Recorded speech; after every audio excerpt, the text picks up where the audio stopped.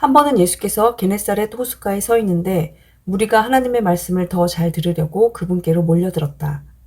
예수께서 배 두 척이 묶여 있는 것을 보셨다. 어부들이 막 배에서 내려 그물을 씻고 있었다.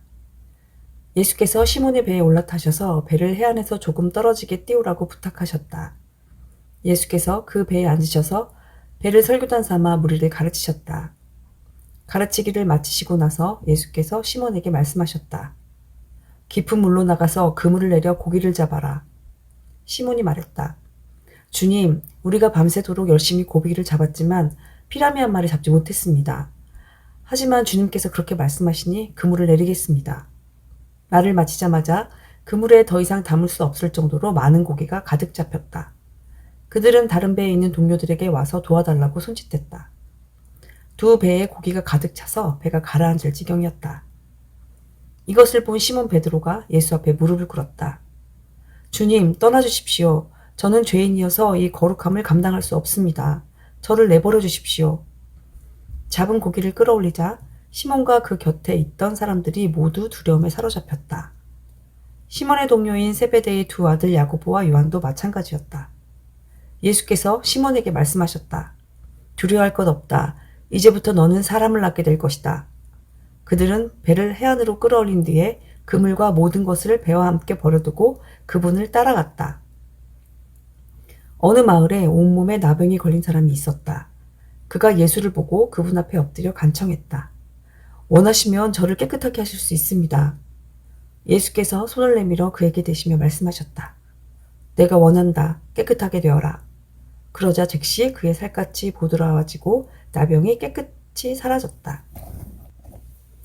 예수께서 그에게 말씀하셨다. 온 동네에 말하고 다니지 마라. 모세가 명한 대로 예물을 가지고 제사장에게 나가 내 나은 몸을 조용히 보여라. 내 말이 아니라 깨끗해져서 순종하는 내 삶이 내가 한 일을 증거할 것이다. 그러나 그 사람은 그 일을 자기 혼자에게만 담아둘 수 없었다. 소문이 곧 퍼져나갔다. 어느새 큰 무리가 말씀도 듣고 병도 고치려고 모여들었다. 예수께서는 할 수 있는 한 자주 외딴 곳으로 물러나 기도하셨다. 하루는 예수께서 가르치시는데 바리새인과 종교 교사들이 둘러앉아 있었다. 그들은 갈릴리와 유대 모든 마을과 멀리 예루살렘에서 온 사람들이었다. 하나님의 치유 능력이 예수께 임했다. 사람들이 중풍병자 한 사람을 들것에 실어서 데려왔다. 그들은 집 안으로 들어가 예수 앞에 그를 데려다 놓을 방법을 찾고 있었다. 무리 때문에 길을 찾을 수 없자 그들은 지붕으로 올라가 기왓장을 뜯어내고 무리 가운데에 계신 예수 바로 앞에 그 사람을 달아내렸다.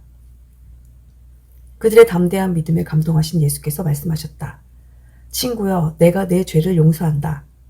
그러자 종교학자와 바리새인들이 웅성대기 시작했다. 저 사람은 자기를 누구라고 생각하는 것인가? 저것은 신성모독이다. 오직 하나님만이 죄를 용서하실 수 있다. 예수께서 그들의 생각을 정확히 아시고 말씀하셨다. 왜 이리 수근수근 말이 많으냐?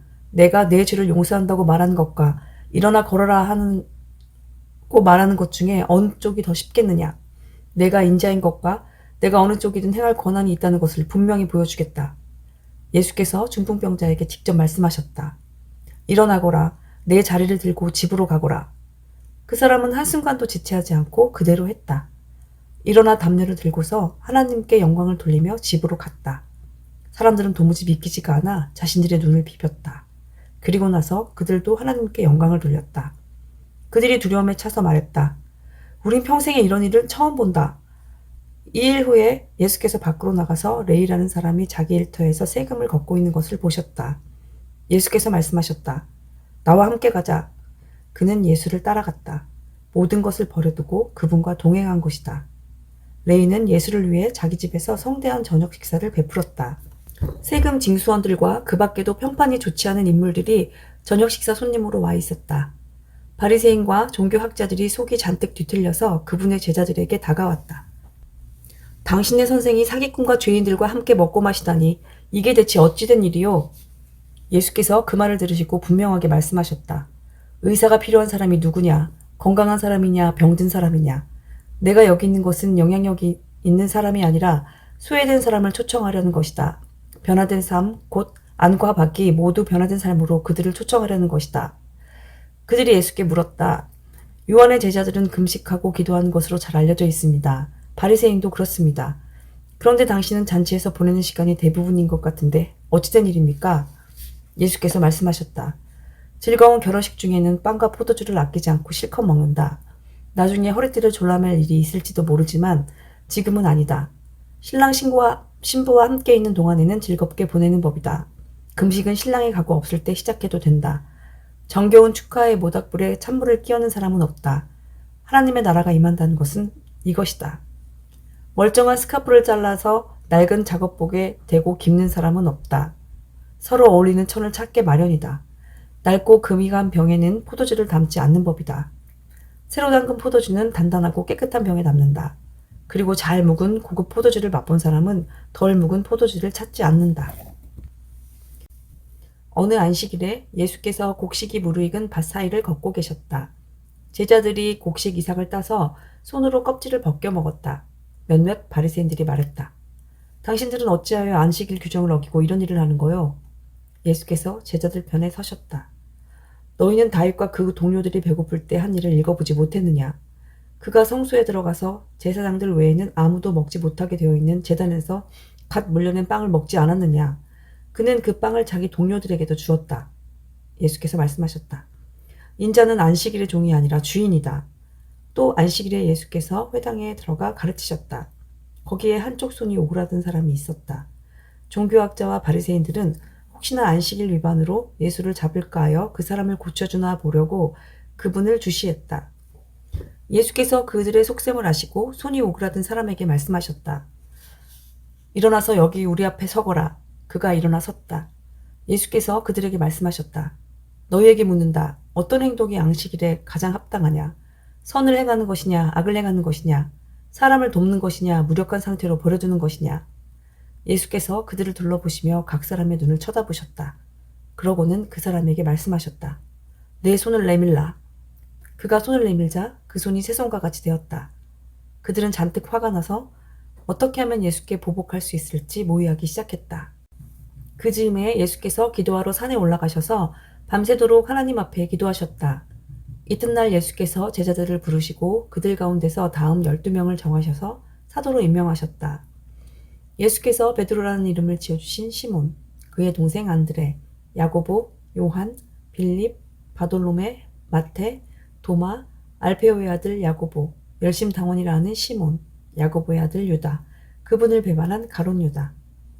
예수께서 그들과 함께 산에서 내려와 평지에 서시자 제자들이 그분 주위에 둘러섰고 곧이어 유대와 예루살렘과 심지어 해안 지방인 두로와 시돈에서 온 큰 무리도 모여들었다. 그들은 그분께 말씀도 듣고 병도 고치려고 온 것이다. 악한 귀신에 시달리던 사람들이 고침을 받았다. 모든 사람이 예수께 손을 대려고 했다. 예수에게서 아주 강한 능력이 나와서 수많은 사람들이 나았기 때문이다. 예수께서 이렇게 말씀하셨다. 모든 것을 다 잃은 너희는 복이 있다. 그때서야 너희는 하나님 나라를 찾게 될 것이다. 굶주림에 지친 너희는 복이 있다. 그때서야 너희는 메시아의 음식을 먹을 준비가 된 것이다. 하염없이 눈물을 흘리는 너희는 복이 있다. 아침이 되면 기쁨을 맞이할 것이다.